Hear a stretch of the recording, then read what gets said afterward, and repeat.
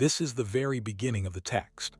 Imagine that sentence as the first ripple nudged into an unimaginably vast lake, the kind of still water that remembers every sky that has ever passed over it. From that tiny disturbance, waves form, carrying echoes of moons and suns, carrying a single tone that seems to speak to something older than language itself. In the lore that surrounds Thoth, the ibis-headed scribe, the quiet architect of cosmic law, the keeper of measures and words, there is always a suggestion that name and number, symbol and sound, are not separate things but facets of the same luminous jewel. To speak of Thoth revealing a single frequency that changes everything is to step into a mythic laboratory where sound is substance and intent is the hand that shapes the clay of reality. It is both a parable and an experiment, practical enough to alter moods and bodies, audacious enough to rebind the seams of worlds. We stand in this telling on a threshold where the ordinary hum of the human day is not dismissed but listened to for patterns. The hum of traffic, the rhythm of a heartbeat, the pitch of a voice, these are not mere background noise. They are local manifestations of a deeper orchestra. The one frequency Thoth is said to reveal is not a secret frequency tucked like treasure under the sand. Rather, it is a key tone, a reference pitch, a primordial attitude that, when aligned with, realigns the listener to a greater harmony. Picture a tuning fork struck in a cathedral of stars. At first you hear a single note, and then, like magnets recalling lost filings, the architecture of the hall itself begins to vibrate in resonance. Doors that were latched with rust begin to open. The dust of old certainties settles into new patterns. The practical significance of this is immediate and human. Emotional discord calms, clarity emerges in the places where confusion reigned, and intention finds a more faithful carrier. Yet simultaneously, there is a cosmic depth that implies we are not simply adjusting mood. We are reattuning to an ancestral map that the universe has always used to navigate itself. In the heart of this idea is an assumption both simple and radical. That reality is not inert. It is more like a loom, a humming instrument whose threads respond to tone and thought. Thoth, as mythic emblem, is the weaver who understands the count of the threads, the cadence necessary to shift pattern into pattern. He teaches that frequency is grammar, that vibration is not merely physical wave but the syntax by which meaning emerges. If you change the rhythm of the sentence, the story told within it changes. When the frequency changes, what had seemed fixed, a habit, a limitation, an institution may relent and become malleable, revealing new potential configurations. This is not mysticism detached from the ground. It is an invitation to practical experiment, to sing at different pitches in the face of fear, to create collective tones around causes, to tune medical devices and architectural spaces with a consciousness of resonance. In such a practice, the spiritual and the pragmatic are married, the metaphysical grounded by the immediate feedback of lived experience. There is another image that helps. Imagine walking through a forest at dawn when the air is cold and every leaf seems to be holding its breath. Somewhere beyond the trees, a single bird begins to sing. The note cuts like a compass needle. Some animals align, leaves tremble. A path reveals itself where none seemed apparent. A frequency, in that moment, functions as an orientation device. It rearranges the possibilities underfoot. To say Thoth reveals such a frequency is to suggest the existence of an orientation, not only useful to individuals, but to entire cultures. A lodestar that, when adopted, changes the map by which decisions are navigated. The implications ripple outward. In the private chamber of a person's interior life, the effect may be healing, restoring sleep, attention, or the capacity to love. In the shared commons, it can establish a baseline for cooperation and trust, a sonic grammar that informs how we build our schools, hospitals, and councils. It is a practical technology of the sacred, and the marvel lies in how seamlessly its applications braid together. There is a vertiginous thought that accompanies any honest exploration of this idea. If a single frequency can alter the course of being, then perhaps the cosmos itself is less a clockwork of objects and more a choir of relationships. Thoth stands at the conductor's podium, or perhaps he has no podium at all, simply a place at the table, and he reveals not the frequency as an answer but as a question leading to further inquiry. What does it mean to be in tune? How far does the wave travel? Who else is listening? These questions urge us to move beyond fetishizing the note and into a participatory practice where listening is as important as sounding. To listen with Thothian attention is to cultivate a patience that hears beneath the first layer of noise. It is to trust that beneath the announcements and alarms of our modern lives, there is a consistent, discoverable pitch that can be rehearsed into being. And as we begin to rehearse, we begin to witness small collapses of the impossible into the possible. Relationships thaw, routines become rituals, and the hard edges of existence blur into a softer, more adaptive geometry. So consider this beginning as an invitation rather than a promise, a lamp held forward into a cave of tone and law. The narrative that follows will attempt to map both the immediate, tactile ways this frequency might make itself known, and the vast, symbolic architecture through which ancient teachers like Thoth have always pointed. It will not claim to hold the final note. Myths are never mausoleums but living rooms, where stories are told and retold to refine their meaning. Yet by placing the idea of a singular, transformative frequency at the center of our attention, we allow for the possibility that reality, like music, is an art to be practiced. We are called to learn the posture of listening and to test, with care and courage, what happens when we let our lives respond to a higher, older pitch. Imagine, then, that beneath the clamor of our everyday senses there hums a single thread of order, a tone so simple in its essence that it can be mistaken for silence, and so profound in its effect that entire worlds can reconfigure around it. Thoth, that ancient scribe whose beak traces the curvature of secrets and whose pen counts the beats between stars, does not hand us an instrument as much as he reminds us of a law. That resonance structures reality. This is not the shallow idea that everything vibrates in the way popular slogans would have it, but a deeper claim about pattern, correspondence, and the economy of attention. The frequency Thoth reveals is a principle more than a pitch. It is the organizing pulse that makes coherent forms possible, a template by which chaos is coaxed into intelligible shape. To know it is to apprehend a grammar of existence, one where meaning emerges from alignment rather than accumulation. One pillar of this revelation is the economy of resonance. Think of resonance not merely as echo but as stewardship. When two systems align, each gives shape to the other and both are transformed. In human terms, this speaks to the relationships we keep, the words we speak, and the way our attention spends itself. Our social ecosystems are laboratories of resonance. Habits, rituals, and narratives either amplify the central tone or drown it in discordant noise.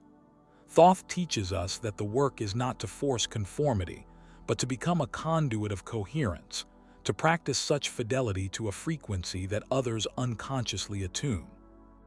This is the subtle art of harmonics applied to ethics, the choice to cultivate climates of trust and clarity rather than those of reactivity and fragmentation.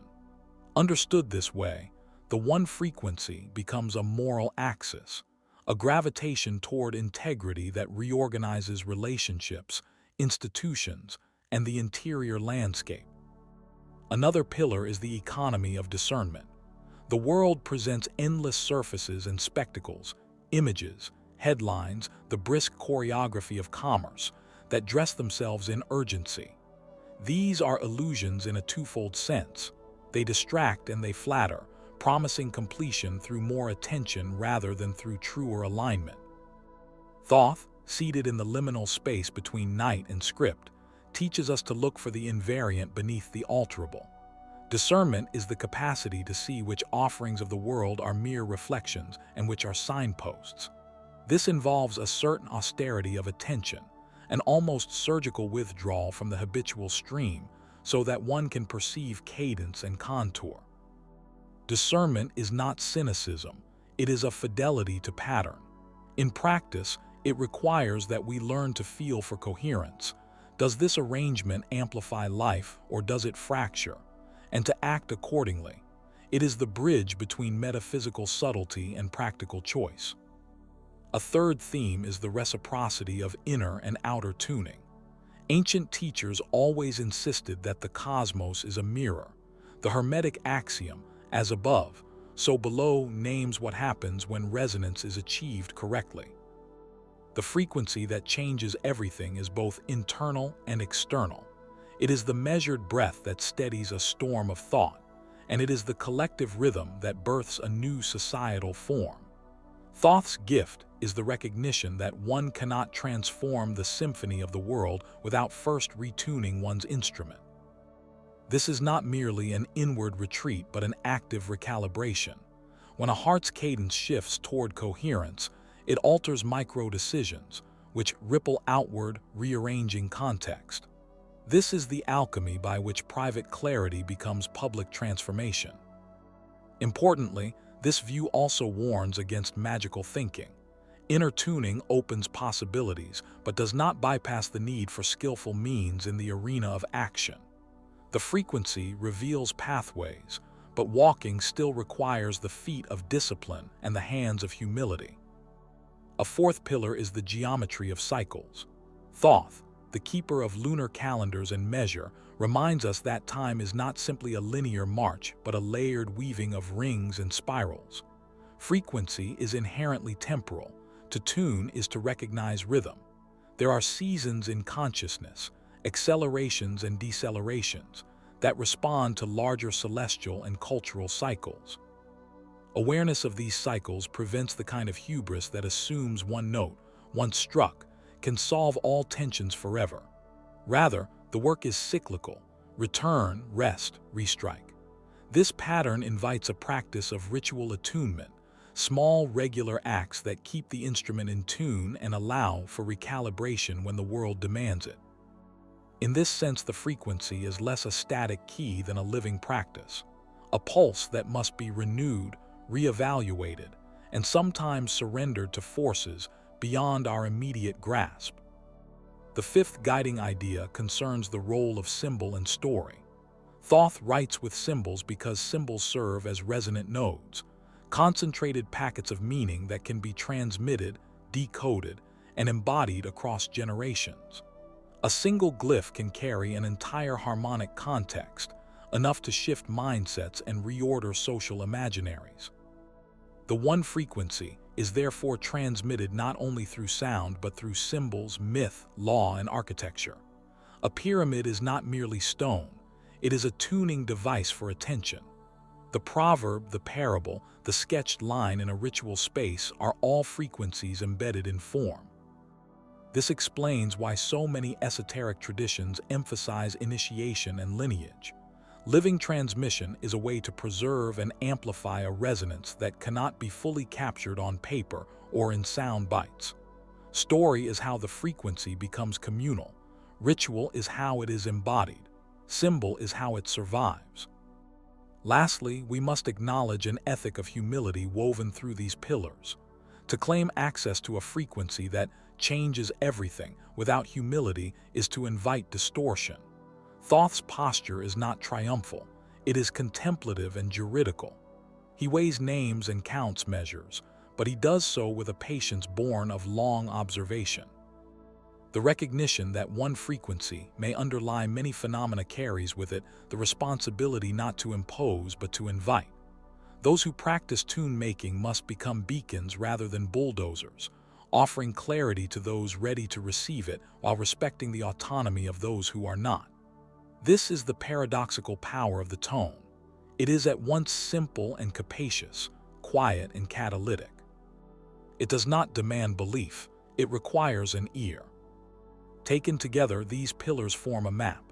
The world is a field of resonances, Our attention is the instrument that navigates it, and our choices are the strokes that either harmonize or dissonate the whole. Illusions, those flashy, distracting forms, are abundant and seductive, but beneath them lies a deeper music, patient and precise. Thoth does not hand us a single sung note to cling to. He hands us a method, a set of guiding orientations that, when practiced, refine perception into participation. To live by this frequency is to accept that reality is not fixed but emergent, shaped by the harmonies we cultivate. It is to shift from consuming meaning to composing it, and in that shift the world subtly, inevitably, begins to answer back. There is a tale of a city built on the bones of an older city, where every stone remembered a name and every street hummed with the memory of those who had walked it. In that city lived a scribe who kept no ledgers of commerce, but rather a thin, luminous book of tones. He would sit by the fountain at dawn and breathe into the pages, and for reasons the city could not explain, the pigeons would settle into new patterns, the cobblestones would settle into straighter lines, and people passing by would pause mid-stride, as if a distance had suddenly shortened between them and something they had forgotten to look for. The scribe grew old and his book grew thin where his fingers had touched it most. When asked what he wrote, he would smile and say that he had learned a single syllable that the stones remembered. The townsfolk, practical and impatient, wanted a recipe, which vowel, which pitch, which cadence. He would only say that the syllable was less a sound than an invitation. He taught a few apprentices to listen rather than mimic, and those apprentices discovered that, when the syllable was offered without expectation, gardens unfurled where there had been rubble and conversations that had been shouting softened into listening. The moral of that alley-bound parable is not that a particular frequency charmed the city into order, but that a mind that attends with reverence becomes itself an instrument of alignment. The world responds to an ear tuned by patience more readily than it answers to a voice that simply seeks to be heard. Another story travels from a desert where a ferry plies a sea of sand between two oases. The ferryman was a man who kept time not with a watch but with the rhythm of his own heart and the small, steady click of beads in his hand. One night a storm of wind and rumor raged, and the usual tracks vanished. Travelers despaired when a child suggested that they hum. Skeptical, they did, and from the mingled hum, a narrow path of denser air coalesced like a rope laid across dunes. As their footsteps followed the vocal cord of the group, the sand compacted beneath them and the wind bowed, making way. It was not magic so much as the awareness that when a frequency fills a space, it organizes the media through which it passes. The ferryman later explained that he had once been lost at sea and learned that a ship's crew who keeps a shared chant survives whether a lone vessel cannot. The allegory here speaks to the power of collective tuning. When individuals synchronize their attention, the chaotic substrate of life aligns to support passage. The frequency is, in this sense, a communal craft. It is as much about sharing a pulse as it is about discovering a pitch. In a quieter tale, there lived a woman who mended mirrors. She would take broken fragments and, guided more by touch than by sight, set them into new frames so that what once threw back a shattered portrait now returned an unexpected whole. People came to her with mirrors that presented them with anxieties, faces split into taunts, horizons cropped thin. She did not lecture them. She asked them to lean close and whisper to the glass. Many laughed and did nothing, but some, when they whispered a truth they had been withholding, found their mirror's surface calm and clear. The mender said the glass listened when someone stopped asking it to prove something and simply let it be seen. This is the parable of reflection under the one frequency. The world returns what we tune for, and the act of tuning is often less about changing the world and more about changing how we hold ourselves to it. The mirror is not passive. It participates with the observer. The frequency here is the bridge that reconfigures subject and object into a dialogic weave rather than a battle of accusations. There is also the old myth of a mason who carved a cathedral from a single, stubborn cliff. Each morning he would strike the stone with a hammer whose head was silent except for a hum that seemed to come from within his chest. The villagers mocked him, claiming that chipping at a rock with a tune could not shape destiny. Yet slowly, as months shadowed into years, lines emerged in the stone not from brute force but from a pattern, grooves that accepted light in particular ways, arches that caught wind and sang, thresholds that made those who crossed them feel lighter of purpose. The mason's secret was not in any mystical hammer, but in his patience to hear which incision the stone wanted rather than which form he wanted from the stone. In his practice, the frequency acted as a translation between will and material. It asked the mason to negotiate with the substance rather than conquer it. This story is a lesson in co-creation. The one frequency reorients agency from dominance to collaboration, showing that transformation happens most smoothly when the maker listens for the predisposition of matter and then works with it. One of the quieter but sharper stories is of a judge in a time when laws were new and words were still soft in the air. She presided over cases not by appealing to precedent, but by inviting the litigants to circle the hall and forbear speech until they could remember the sound that had meaning for them at the moment of harm. When they returned and spoke that remembered sound aloud, the room would rearrange itself, not by decree but by recognition. Sometimes the remembered sound was laughter, sometimes a child's call, sometimes a chant of arrival. The judge did not impose a verdict. She listened for the harmonic that would permit reconciliation. The lesson is juridical and ethical. The frequency that changes everything is also the frequency that restores balance when judgment threatens to ossify life into rigid forms. The sound does not erase wrongdoing, but it opens a route for restitution to be harmonized rather than merely punished. These parables continue in smaller ways across the tapestry.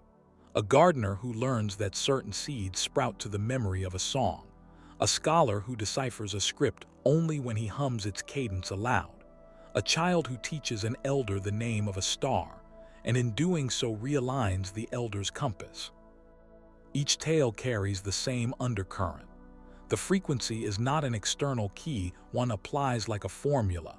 It is an orientation, a posture of attention that invites things into coherence. The stories are not prescriptions but mirrors, offering possibility images for how one might behave in presence of the structure Thoth gestures toward. They insist on humility. None of the protagonists achieved dominion by mere force. Rather, they became participants in an ongoing covenant with the world. And in the quietest tale of all, told in a voice almost too low to be heard, a child asks Thoth how to find the frequency. Thoth answers not with a scale but with a silenced bell. "Listen," he says, "to the place where your wanting and your witnessing meet." The child sits, and in that sitting there is an unforced tuning that feels like rest. The child returns to the world and plays, and unexpectedly doors open. The final lesson, woven through the others, is that the one frequency reveals itself not as a conquest but as an arrival, an aligning of inner readiness with outer possibility. The stories ask us to imagine living as if reality were more malleable than we learned, and they invite an experimental reverence. Treat the world as a kin that answers when you change the tone of your approach, and watch the architecture of life rearrange to accommodate a new song. From the quiet of the child sitting, we can step back into the ordinary day, not to shrink these teachings into quaint parables, but to let them act as lenses that recalibrate how the mundane is perceived and practiced. The one frequency is not an exotic technique reserved for mountaintops. It is a disposition that threads through the skeleton of our hours, a subtle bias of attention that alters the grain of experience. Imagine your life as a room whose walls have been painted a particular hue for so long that you cease to notice it. Shifting the frequency is like changing the light. The same objects exist, yet their relationships and shadows rearrange, revealing doors that were always present but unnoticed. Practically, this means beginning by noticing where your attention is habitually tuned, toward scarcity, towards distraction, toward anticipatory anxiety, and gently redirecting it toward the meeting point that Thoth whispered about, the place where wanting and witnessing clasp hands. That clasp is both an inner posture and an outer action. It is the simple pause before you respond, the breath taken to create a listening space, the choice to turn toward curiosity instead of judgment. In ordinary settings, this posture transforms the way decisions are made. When faced with a choice at work, or in a relationship, or even in what to eat, invoke a micro-practice of attunement. Before committing, suspend the reflex to reach for the nearest certainty and instead ask, with a silent, steady tone, what would align with the broader coherence you wish to cultivate. This is not a mystical dodge from responsibility. It is a method of integrating intuition with information. It asks you to use the body's intelligence, the softening around the sternum, the settling of the jaw, the opening of the eyes, to inform the mind. Trials will be small at first, noticing which projects invite sustained attention without inner friction, which conversations lead to mutual unfolding rather than defense. Over time, these micro-choices accumulate like tuned threads weaving a garment of life that fits more authentically. The frequency also has very practical consequences for how we inhabit our bodies. Breath and voice are the twin tuning forks we carry at all times. Learning to modulate breath, longer exhales to activate the parasympathetic system, brief diaphragmatic resets when the world presses, becomes an accessible technology of alignment. Speak with the cadence that mirrors clarity rather than urgency. Allow pauses to be full of presence rather than anxious fillers. In meetings, at the kitchen table, in the moments of conflict, a steadier breath and a calmer voice lower the emotional bandwidth, permitting better listening and clearer choices. This is not mere breathing technique as self-optimization. It is a cultivation of atmosphere, a way of creating hospitable air in which new possibilities can germinate. Space, too, is part of the practical grammar. Our physical environments hum at frequencies determined by light, sound, clutter, and intention. A space that is perpetually rushed and cluttered tunes the inhabitants toward haste and surface-level attention. Simple rituals, clearing a corner of a room, setting aside 5 minutes to sit with a cup of tea without devices, opening a window for fresh light, act like homing beacons for the frequency Thoth points to. These small reorderings of physical space make inner shifts more sustainable. We are not merely changing thoughts, but changing the scaffolding in which thoughts occur. Over time, these changes ripple outward. Workdays feel less fractured, conversations hold more depth, and the body remembers a temperament that is not constantly destabilized. Relationships are perhaps the sharpest crucible for testing whether one has found the resonance. When two people tune to different frequencies, friction hardens into patterns and then walls. But when one person shifts posture, turns curiosity toward the other, holds their own wanting lightly, listens as if the other were a living oracle, a different architecture of relating emerges. This does not guarantee that all conflicts dissolve, but it does make possible a type of presence that invites reciprocity rather than reactivity. The one frequency teaches that influence is reciprocal. By softening your tone and widening the space for the other, you often change the atmosphere enough that the other can also relax and see options previously obscured. Consent and ethical clarity remain paramount. This frequency is not a tool for coercion but for co-creation. Work and creativity respond to the same principle. Many of us are familiar with the forced productivity that produces much and yet little coherence. Tuning to the frequency is an invitation to discern which tasks belong to long arcs and which are noise. It encourages scheduling blocks where deep attention is allowed to consolidate without interruption, and also scavenging small pockets for presence in moments that would otherwise be lost to autopilot. The walk to the bus, the time between meetings, the dawn before the inbox arrives. Artists, engineers, and caregivers discover, often to their own surprise, that the greatest breakthroughs arrive when the inner posture is one of openness rather than straining. Synchronicities increase not because the world is made to bend and obey, but because a readiness meets the latent affordances of circumstance.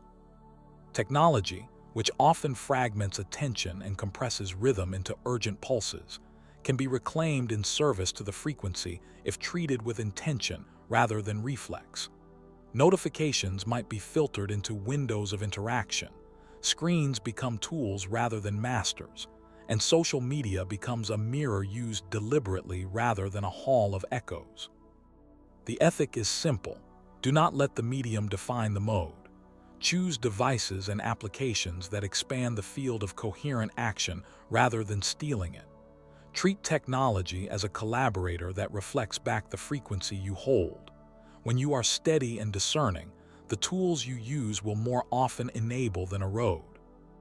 Lastly, the integration of this frequency into daily life is an ethical practice that insists on humility. The transform is rarely spectacular overnight. It accumulates as gentleness, as steadied breath, as the practiced pause. Keep a small book or a digital note of observations, moments when conversations shifted, decisions that opened into unexpected corridors, nights when sleep came easier after a certain centering. Over months, these entries become evidence, a map of how inner orientation translates into outer change. When the world resists, return to the childlike sitting, rest in the place where wanting and witnessing meet, and let the world answer. The real-world test of Thoth's revelation is not in spectacular claims, but in the soft, steady rearrangement of how you move through your days, the way relationships hold, the clarity of your choices, and the unexpected doors that open because you change the tone of your approach. We arrive, finally, at a seam in the cloth where all the threads we have followed so far, mythic intimations, philosophical inquiry, symbolic narratives, and the slow work of daily practice, are gathered into a single, pliant fabric. Think of it as the moment when a musician lets the bow linger on a single string, and the whole instrument seems to hold its breath. The note is not merely sound, but a key that opens a room of remembered light.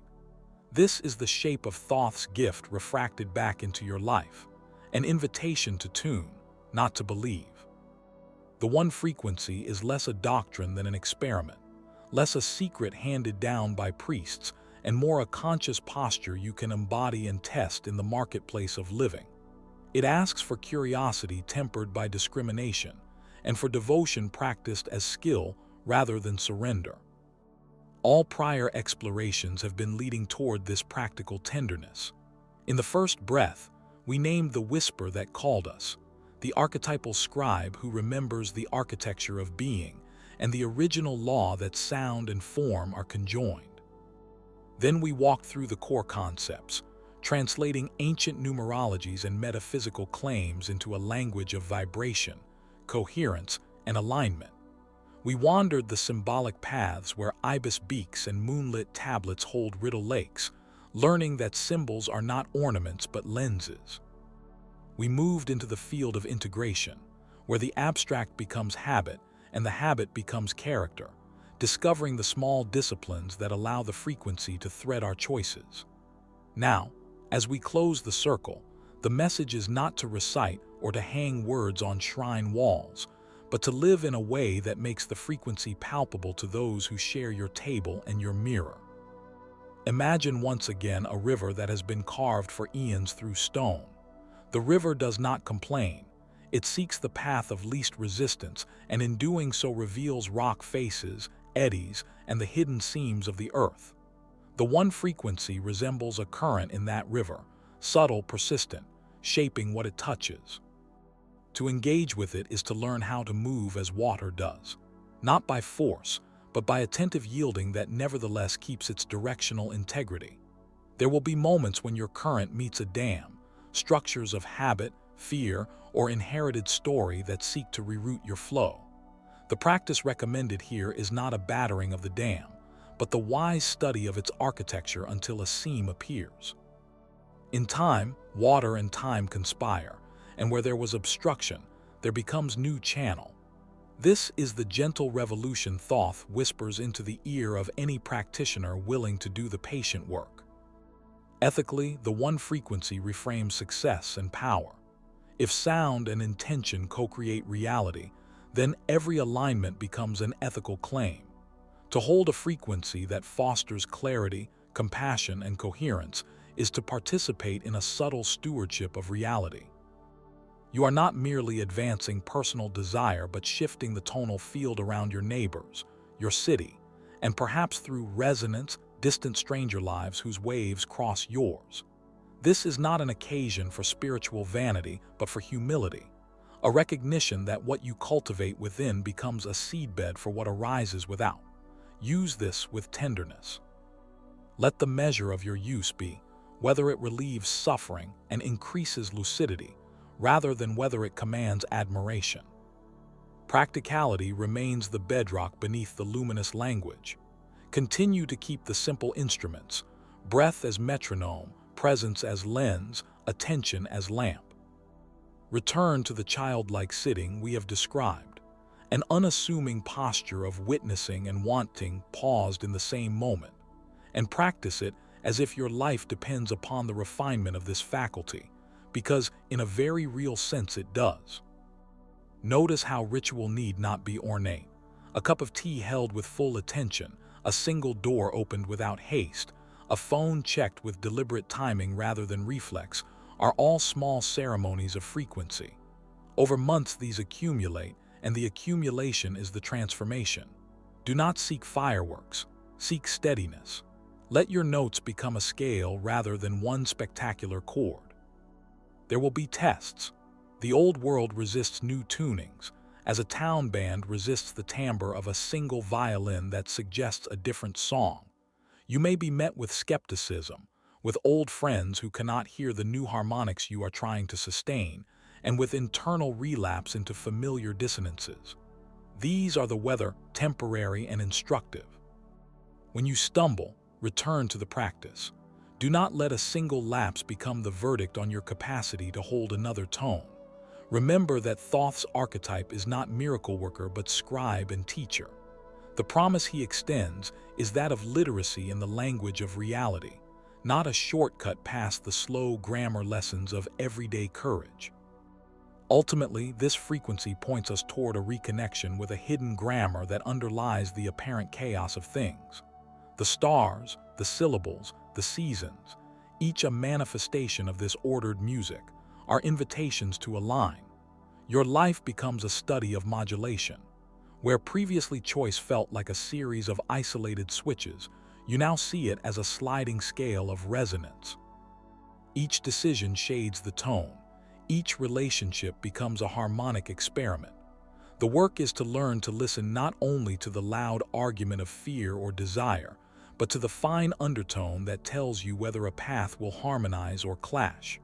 This is the art Thoth teaches, not to command the cosmos, but to converse with it. If there is a final instruction, it is paradoxically simple and unromantic. Pay attention to the everyday. Let the mystical not be an escape, but a deepening into what is already present. The feel of sunlight on your palm, the exactness of a breath, the small kindness that interrupts an argument. Through these humble acts, the frequency becomes living, accessible, and ethical. In doing so, you do not become removed from the world. You become a more articulate inhabitant of it, a person who knows how to shape doors and taste silence and make room for others to tune. Let your life be the proof rather than the proclamation. So carry this back into your world with the quiet confidence of someone who has learned an instrument that the city around them does not yet know how to hear. Experiment generously and return humbly. Teach by example rather than by insistence. Where possible, show the pattern, not the catechism. And when the night feels thick and the old stories demand their old laws, sit by the inner desk where Thoth's pen rests and read your own life as if it were a tablet waiting to be inscribed. There you will discover that the one frequency is not a relic to be unearthed, but a living tone to be embodied, subtle, persistent, and available to any who choose to listen and practice. Let that choice be the vessel of your next days, and let the change come, quietly and utterly, from the inside out.